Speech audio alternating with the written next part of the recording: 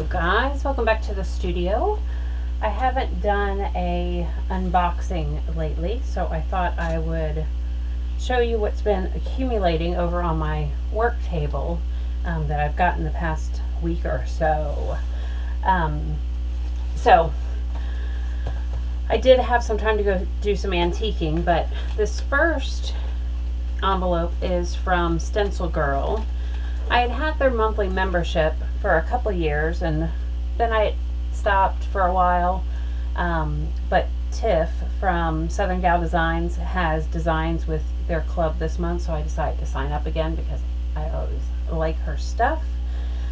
So this is one of the two stencils that came out in the Stencil Club.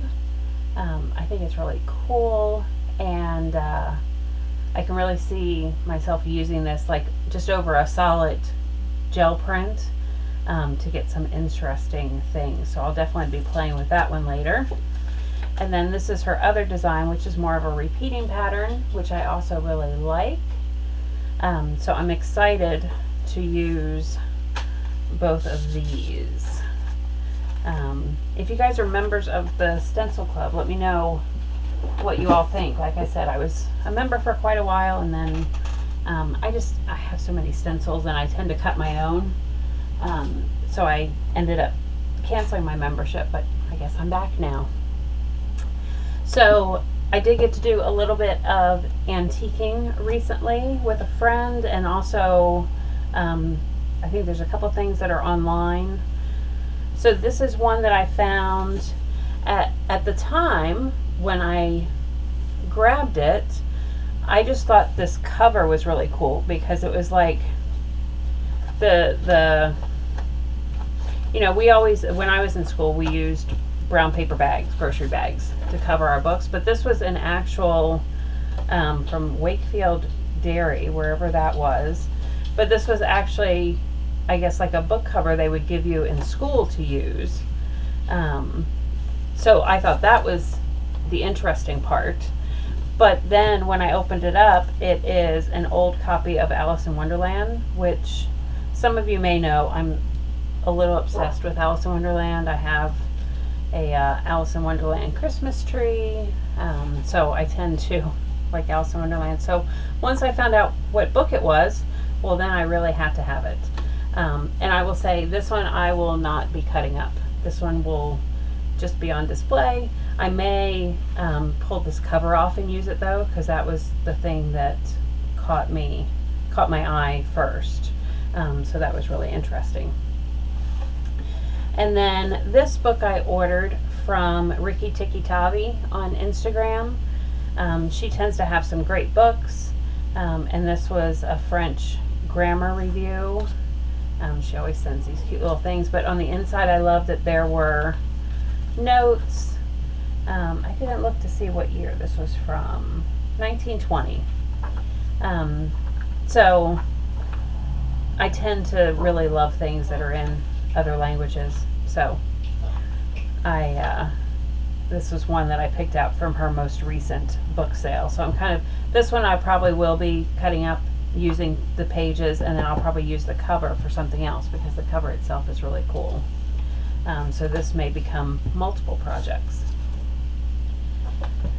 So then my in-person antiquing, I went with a friend to a place over in St. Pete, and first of all, I found this bag of photos. The whole bag was $5. Any of you who buy vintage photos know that, you know, a lot of times they try to list these for like $1 or $2 a piece. So I looked through and I just saw a few that were interesting. I mean, look at this couple. Try to get the reflection off. But this couple, and they're all dressed up to go out, obviously. Cute little ladies on the beach. This is the one though that got me. I pulled this one out, and it's a old sailing ship, and there's somebody sitting in a lawn chair on the deck.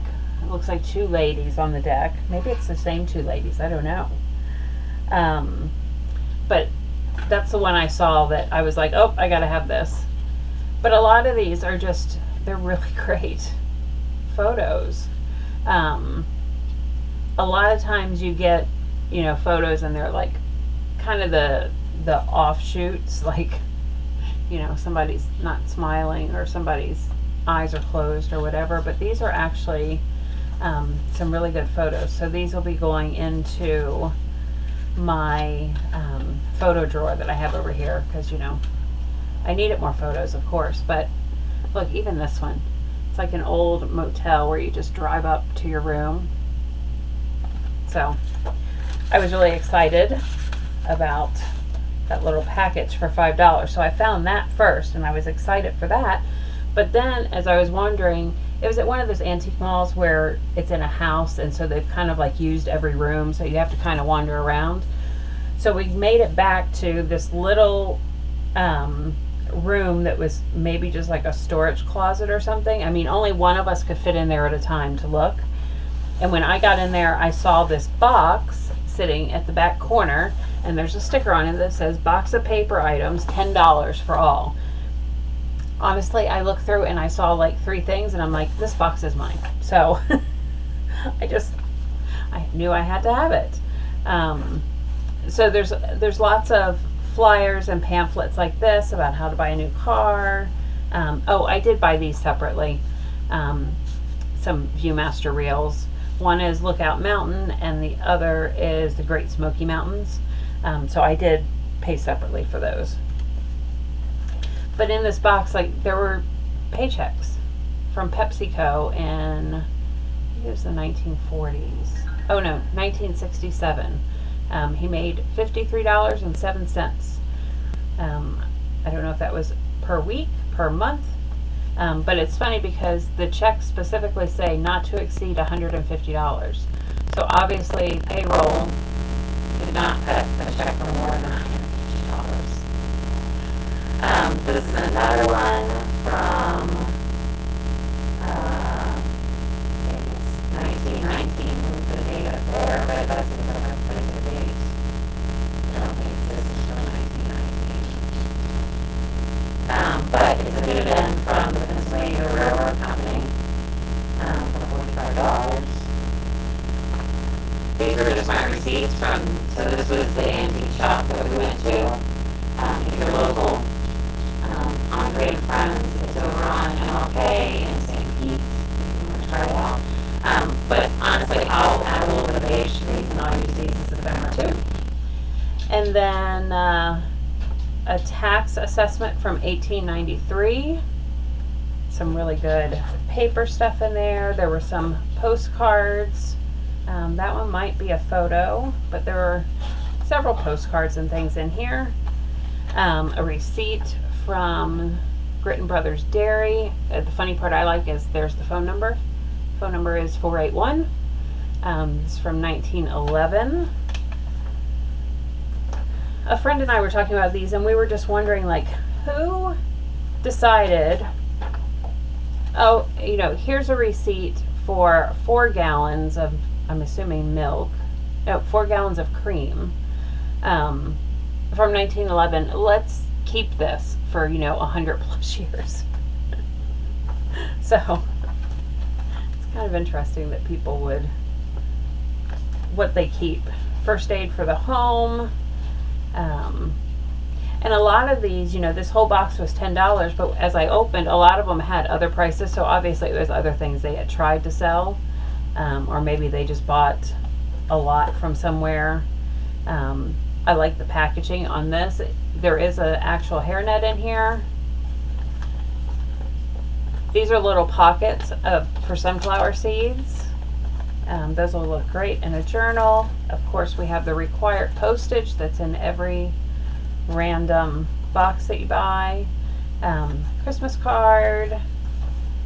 More receipts. This one hasn't been used. It's undated, but from the Railway Express. This is obvious. I think this was obviously torn out of a magazine or maybe a pattern. Oh yeah, this is a direction for making this sweater, because there's knitting instructions on the back. But of course it's the appropriate color, so these ladies will definitely end up somewhere, since we all know I love teal. Here's another railway. 1909. Nope, sorry, 1949. But as you can tell, there's just, you know, again, why do people keep this? A great aged envelope with a glassine window instead of the plastic windows that we have now. Flower store. Care and repair of farm implements. Reprinted in 1922. So you can see there's just like a wide assortment of items. I really think somebody just kind of went through and like grabbed all the loose paper and just threw it in this box and was like, maybe some fool will buy this, and that fool just happened to walk in that day. One of these great postcard books. I usually end up taking these apart and using them individually. The Hull Brewing Company. I got quite a few of those. And then this cute little, seems like you're supposed to cut her out. Yep. She's supposed to be, oh, there's multiple. Doll cutout book. So we have Sherry and Terry. And they have their little clothes inside that you can cut out and put on. So that is really cute too. More from Good Housekeeping. These are more patterns. Okay, so I saw this.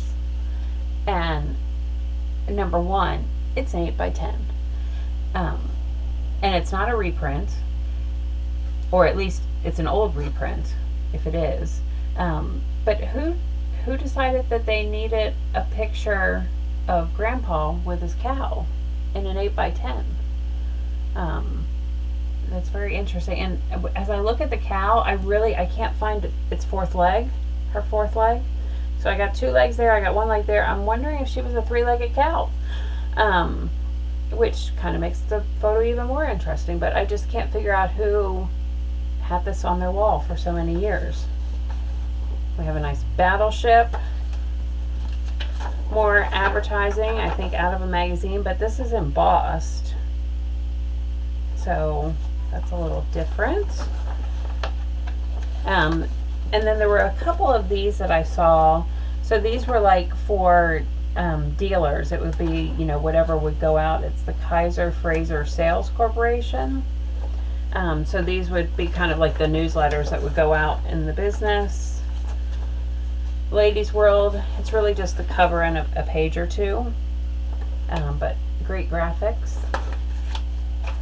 I think this is some of the other pages. Leslie's Illustrated. Oh, so this is, here's the cover for this one. So this is 1910. I mean, it is in remarkably good condition for being 1910, and obviously just folded and thrown somewhere. Because I have some of these that, the edges are cracking and things like that. So I don't know what made them keep this, but it will now be well loved and used by me. So this, I think, is the best find I've found recently. Again, I might frame Grandpa with this three-legged cow and just add it to my wall and make up a story about it, because it's just hilarious.